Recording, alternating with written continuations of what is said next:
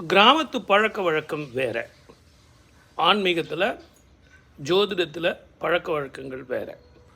கிராமத்தினுடைய ஆன்மீகத்தில் நீங்கள் ஆகம விதிகள் அப்படிங்கிறது வரவே வராது.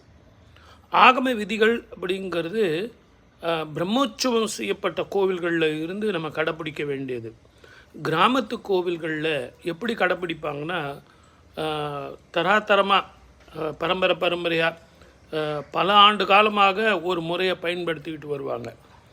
நிலக்கல், எல்லைக்கல், அதே மாதிரி கோபுரத்தூண், கோபுரத்தில் தீபம் ஏற்றுறது, மோட்ச தீபம், அதே மாதிரி கல் தூணில் விளக்கேற்றுறதுக்கு காரணம் என்னென்னா வளையாது. அது ஒன்று. இன்னொன்று, இந்த கோவிலில் இந்த நேரத்தில் இப்படியெல்லாம் பூஜை பண்ணுறோம் அப்படிங்கிறது எடுத்துக்காட்டு.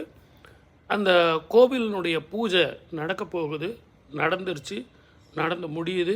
ரெண்டாவது, இதுதான் அந்த ஊரினுடைய எல்லை அப்படிங்கிறதுக்கெல்லாம் எல்லைக்கல்லாக இருந்தது. ஆனால் கோபுர தீபம் அப்படிங்கிறது ஒரு கோவிலில் இருக்குது அப்படின்னா ஆகமத்தில் நிறைய அதனுடைய விளக்கங்கள் கொடுக்கப்பட்டிருக்கு. அது என்ன அப்படின்னு கேட்டிங்கன்னா, பிரம்மோற்சவம் செய்யாத கோவில்களில் இந்த தீபம் ஏற்றுவாங்க.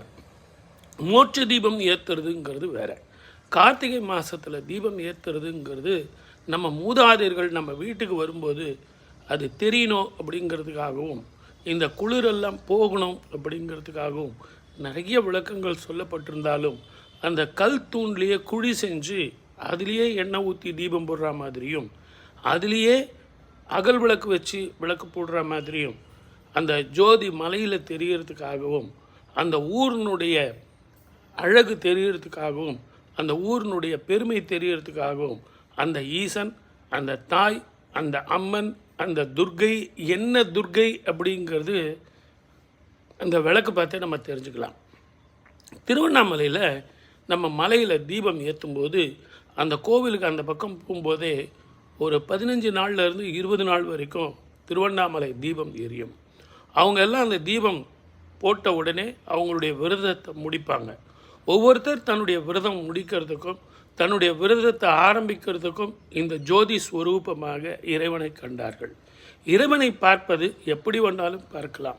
அதை தீபரூபமாக பார்க்கலாம், தூப ரூபமாக பார்க்கலாம். இதையெல்லாம் ஆகமத்தில் சொல்லப்பட்டிருக்கு. இந்த ஆகமத்தில் சொல்கிறத விட கிராமத்து பழக்க வழக்கங்களுங்கிறது ரொம்ப ரொம்ப ரகசியமானது. பல பரம்பரையாக அது நம்ம தொடர்ந்து செஞ்சுக்கிட்டு வருது. இதை எல்லாத்த விட தீபம்ங்கிறது புனிதமானது. அதை நாம் எல்லோருமே சிந்திக்கணும்.